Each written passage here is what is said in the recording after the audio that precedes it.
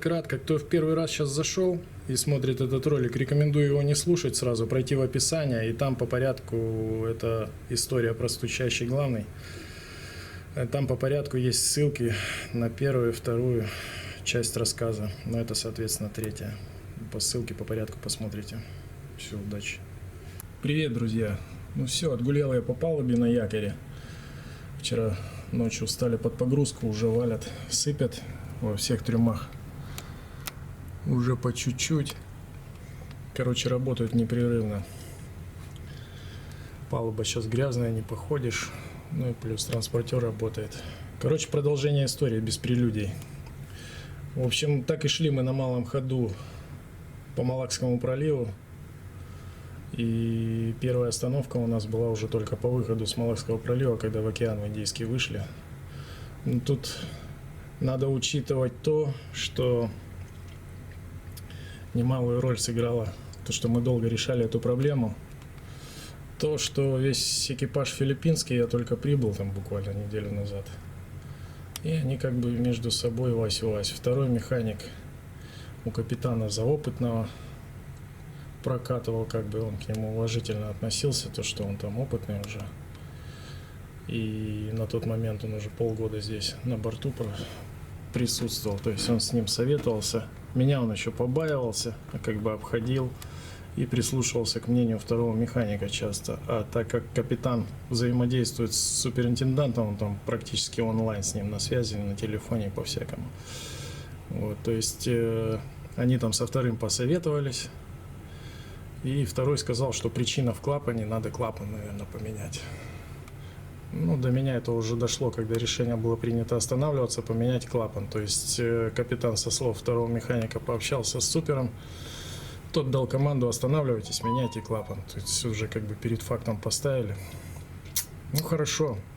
Как вариант, может быть и клапан. Я думаю, останавливаемся, меняем клапан. В общем, тормознулись, в дрейф упали. Пошел процесс замены клапана. Как раз у нас новый клапан стоял уже в сборе. Готовый. Проверили, нормальный. Вот, встали. Разготовили главный. И в процессе, когда народ уже распределился, начали демонтировать клапан. Тут я смотрю, топливо падает. Давление. Мы все стоим на мазуте, также в дрейфе. Давление падает. Ну, смотрю, что-то не то. Короче, отвлекаюсь я с этого момента, с главного. Они продолжают снимать. Ну, думаю, хуй там. Клапан поменять много ума не надо. Тем более, что уже готовый есть.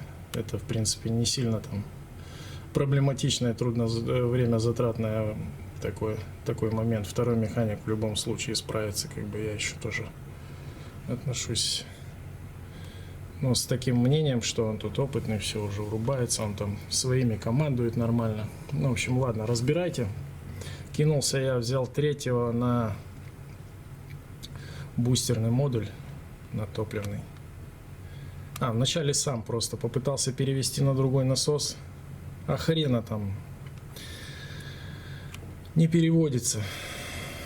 Короче, проверяю второй циркуляционный насос на главном бустере, на модуле. А он заклинивший, он даже не вращается. Короче, долгое время на одном насосе работали. Никто ни слухом, ни духом, что второй-то он даже и не это, и не в стендбае. Как бы он стоит в стендбае.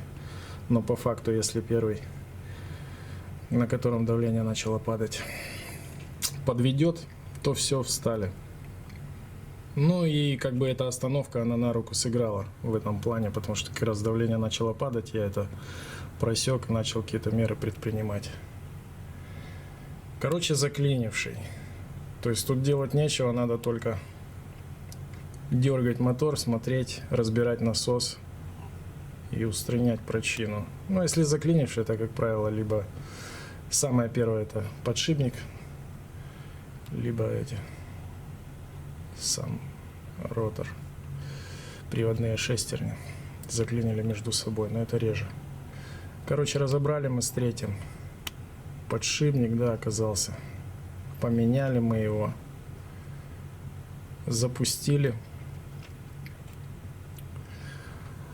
А в процессе, пока все это делали, пока он третий перебирал насос, я там ковырялся с системой, смотрю, начало из-за того, что давление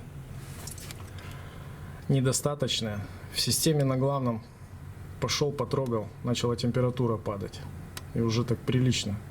Должна более 100 градусов быть, 100-130. А там уже где-то градусов до 70, до 60. Думаю, ешкин кот, мы же потом вообще не запустимся. Короче, начал там манипуляции делать, бегать по машине, клапанами ворочать, чтобы продавить систему на главной, чтобы топливо не просадить по температуре. А третий в это время перебирал насос, который заклинивший. Ну, соответственно, вся остальная машинная команда сидела на главном, снимала клапан. Продавил я систему, нормально все потом в процессе. Третий перебрал насос, поставили мы насос. А в это время сняли эти клапан. Капитан там онлайн каждые 5 минут с суперинтендантом общается, бегает в машину туда-сюда, как почтальон.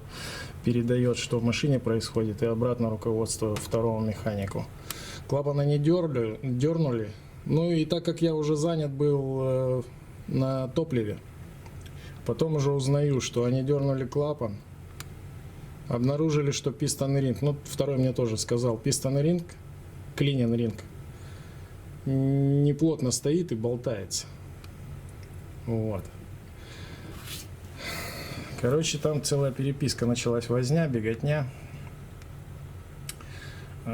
Суперинтендант, узнав об этом, связался с производителями главного.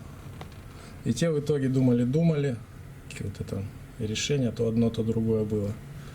Меняли мнение. В итоге приходит команда убрать пистон ринг вообще. Прикол, конечно, был. Это потом уже, когда все вспоминаешь, понимаешь и знаешь причину. Смешно даже. Короче, начинают они, соответственно, дергать башку, чтобы убрать пистон ринг. Пистон клинен ринг в верхней части на цилиндровой втулке находится. В это время мы с третьим ставим насос уже, запускаем тот насос, второй стендбай, давление нормальное уже. И начинаем дергать мотор, почему, выяснять причину, почему на этом давление упало.